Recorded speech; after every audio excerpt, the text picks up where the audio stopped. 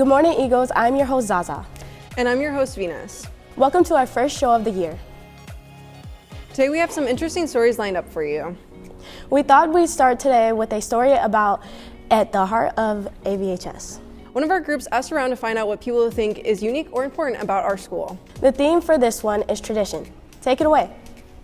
One word that describes Apple Valley High School is tradition, with a tremendous faculty and staff and a tremendous student body, and it's continued to be that way for the last 50 years. In the 80s and 90s, would have multiple state tournament appearances and state championships. Even today we have, our speech and debate team finished in the top 5 nationally.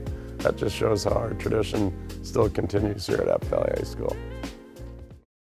Thank you, Mr. Lee, for describing traditions surrounding Apple Valley High School. Well, how do you feel about tradition, Venus?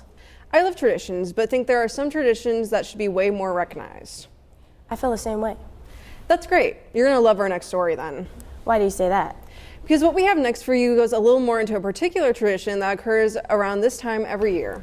What, like apple orchards? No. Halloween? Close, but well, let's just run the story and you'll see. Yo soy Verónica Ramos, soy asesora familiar y de estudiantes aquí en la escuela y trabajo mayormente con la comunidad hispana, latina. El Día de los Muertos comenzó con una tradición prehispánica cuando la gente, los indígenas mexicanos, realmente celebraban cuando una persona fallecía, el que llegara a Mictlán, que es la ciudad de los muertos, y cómo ayudar a esa alma a llegar a esa parte, a su descanso eterno. Y entonces hacían celebración con comida, como una fiesta, para que el alma llegara libre a este lugar, al Mictlán. De ahí llega después la conquista, y entonces con la mezcla de las dos culturas, la de los indígenas contra la cultura católica de los hispanos o españoles cuando llegaron a conquistar en México, es que mezclaron y entonces se empezó a crear el Día de los Muertos, que es la combinación de las dos culturas, donde se sigue celebrando a la muerte y se celebra de una manera no triste, sino como una fiesta. Algo más que quisiera decir es que el Día de Muerto en México se celebra 2 días, el 1 de noviembre y el 2 de noviembre.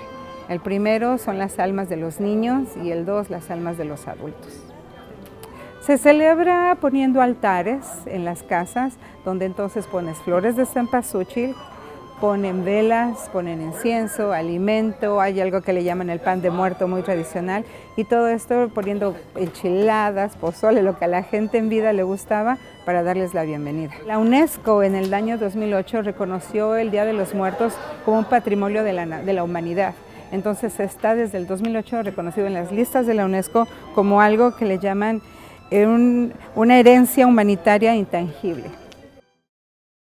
I'm happy you got to learn more information about the Day of the Dead.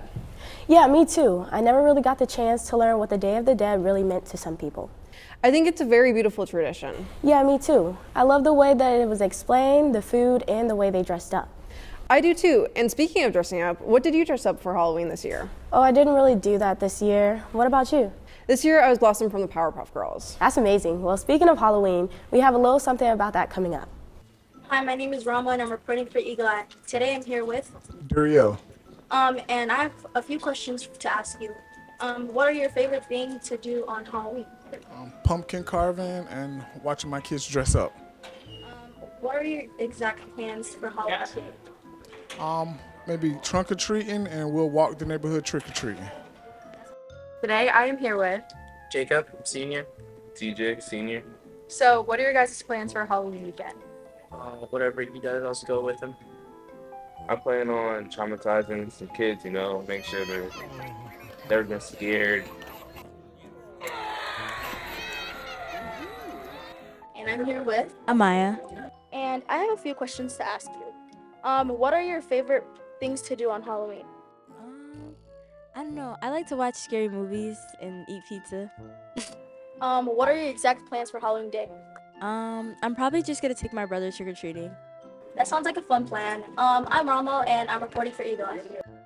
It was cool getting to see what some people do over Halloween. I agree. It's always nice seeing what other people do. It could give you some ideas for yourself too. Yeah, I love getting inspiration from others. And speaking of inspiration, what we have next for you guys is kind of inspirational. Ultimate is like football, but there's no contact, so no tackling, and you're throwing a frisbee instead of a football, but there's end zones just like football. That was our very own Miss Knutson teaching us about Ultimate Frisbee, which she does so well at that she even got awarded All-State Coach in 2023 Ultimate Frisbee season. And here is what she has to say about it. I did get All-State Coach of the Year, and that was really exciting. When I came to Apple Valley, I found out that they didn't have any coaches for the girls. Despite that, Miss Knutson has made a huge impact in these players' lives. Being a teacher and a coach is not easy, but she was able to do that and leave an impact on us in school and out of school. You can tell she really wants to be there, and she wants to help us get better, and she wants us to have a good time. But I think for me, it's just showing up with a positive attitude and ready to compete and to fight and to motivate kids to do their best. Join the Ultimate Frisbee team and help us continue the legacy of excellence. Congratulations, Miss Knutson, on that award. Ultimate looks fun. It does. Maybe I'll try out for it. Yeah, I might too. Hey, speaking of Frisbee, you know what else we should throw in here? I don't know. What? Well, we still have a couple months of football until the Super Bowl. So let's see what people's predictions are this year. So the Super Bowl's coming up. What are your predictions for the Super Bowl? Who's going? Who's... All right, so today I'm here with Abby. And what grade are you in? 10th grade. So the Super Bowl is coming up. What are your predictions? I think the Red Sox are gonna take it home. Hey, that's a good pick. That's a good pick. I like that. You know what I'm saying? All right, so who do you think is gonna win the Super Bowl and why? I gotta go with the Vikings. You know, they just beat the best team in the league, the 49ers. Best team in the league. Who do you think is carrying the Vikings right now? MVP Kirk Cousins. Who do you think is gonna win the Super Bowl this year and why? The Dolphins, and just a lucky guess. So what are your Super Bowl predictions for this year? Probably Chiefs, maybe Minnesota Vikings. All right, so today I'm here with Jaden. And what grade are you in? I'm a senior. So what are your Super Bowl predictions for this year? I got the Boston Celtics. The Boston Celtics? How many points do you think they're going to score? It's going to be like 28-7. They're going to beat the Chiefs. You think Chiefs are going to go too? Yeah, it's going to be Boston Celtics versus Chiefs. So are they going to score a touchdown or a bucket? They're going to score like four three-pointers and then just finish it off with free throws, and then they're going to win. You think that's a strategy? I was thinking something else. Yeah. More like a couple layups? Yeah, Jason Tatum just got to lock in if he's playing quarterback. Oh, yeah, for sure. Wait, the Celtics? Yeah, I didn't know we were talking about baseball and basketball. Right? Who do you predict will win this year? I'm gonna have to say the Chiefs, and I promise it's not because I'm a Taylor Swift fan. But what's your prediction? I'm gonna have to go with the Chiefs as well. I think that's a good choice. Well, that's all we got for you today, Eagles. I'm your host, Zaza. And I'm your host, Venus. And we'll see you next time on EaglEye.